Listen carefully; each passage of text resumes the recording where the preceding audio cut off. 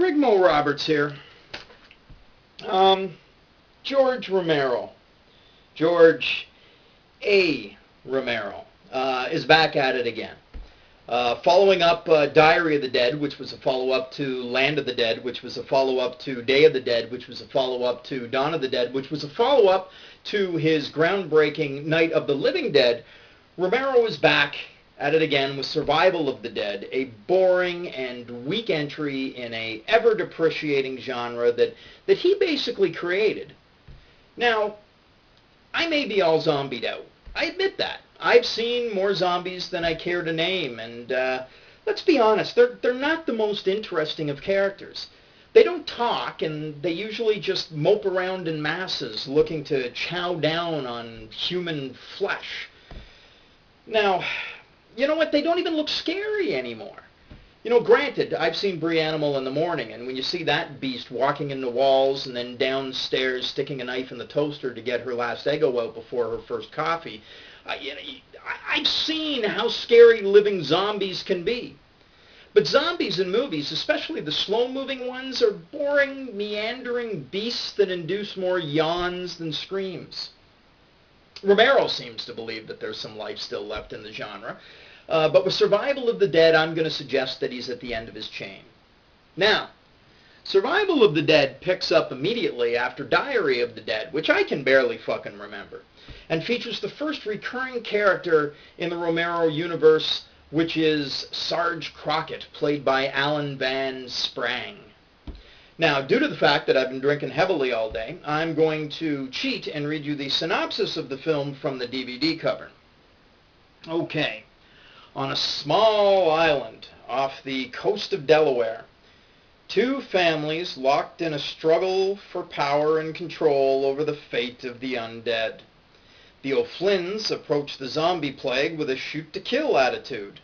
The Muldoons feel that the zombies should be quarantined and kept alive, in hopes that a solution will soon be discovered.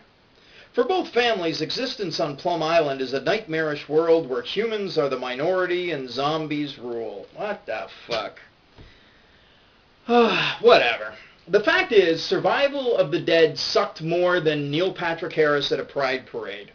The zombies were boring masses of flesh. The living characters were ridiculously ignorant and unbelievable. The musical score was something that you might hear in a romantic comedy, and the humor had far more misses than hits. Now, here's an example. They actually tell the joke, why are zombies good at oral sex? Because they'll eat anything in front of them. Now, this laugh riot had me holding onto my own belly to ensure that my entrails didn't fall out with all my laughing hysterics.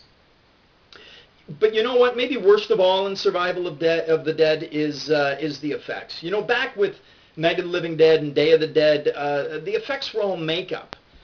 Now Romero uses CGI and CGI blood, which made for some ridiculous scenes in this film. Like the one where a soldier puts a fire extinguisher hose in a zombie's mouth and pulls the lever and the foam eventually, you know, squirts his eyes out, or where a flare gun lights a zombie's face on fire and a soldier goes up to him to light his cigarette, you know. Worst of all was a bunch of zombie heads on stakes in the forest, which are still moaning and groaning.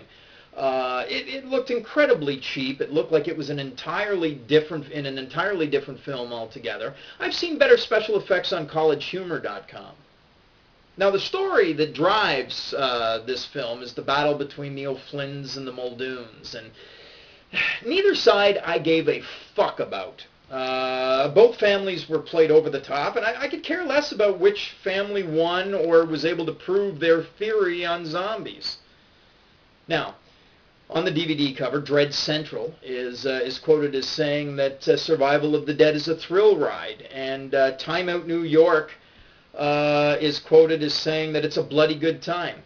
You know what? I'm going to suggest that George Romero sent Neil Patrick Harris over to their house to give them blowjobs in order to get those kind reviews, because this movie has neither thrills nor was it a good time.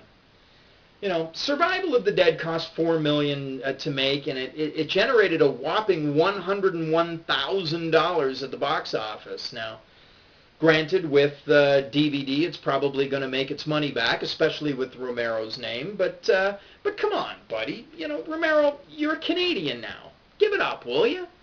You know, leave the zombies alone for a while and make or create something original. Give audiences something that they want to see.